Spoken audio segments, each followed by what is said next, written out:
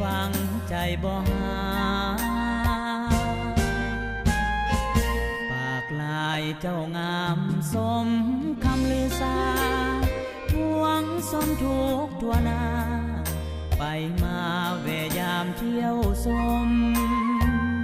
ต่างก็ก้าวขานสุขสำราญและแสนอุดมธรรมศาสตร์ปากลายงามสมเหมือนเพชรในตมสมในอุลา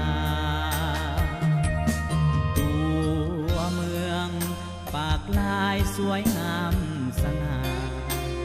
เป็นที่ลือกันว่าทะเลแห่งแดนภูเขาสาวเมืองห้าวหันพร้อมเพียงการสร้างสรรค์ลำเนาปรับปรุงปัวแปลงเฮือนยาวหยุดเศร้าจากภัยสงครามปากลายค่อยเคยคำสาบาน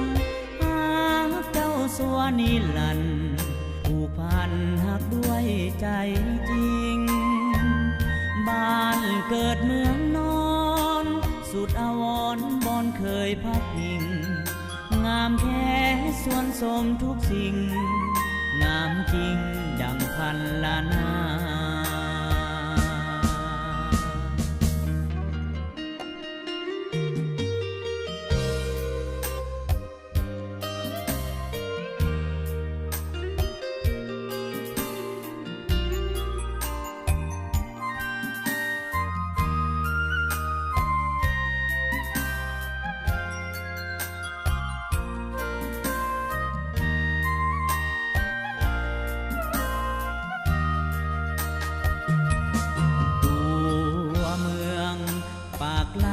สวยงามสง่า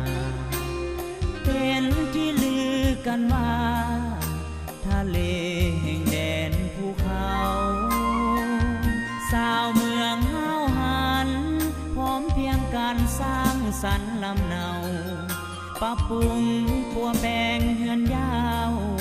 หยุดเศร้าจากภัยสงครามปากลายค่อยเคยคำสาบา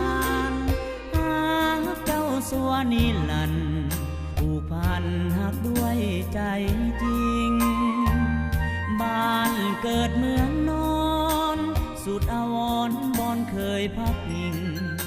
งามแท้ส่วนสมทุกสิ่งงามจริงดังพันล้านนา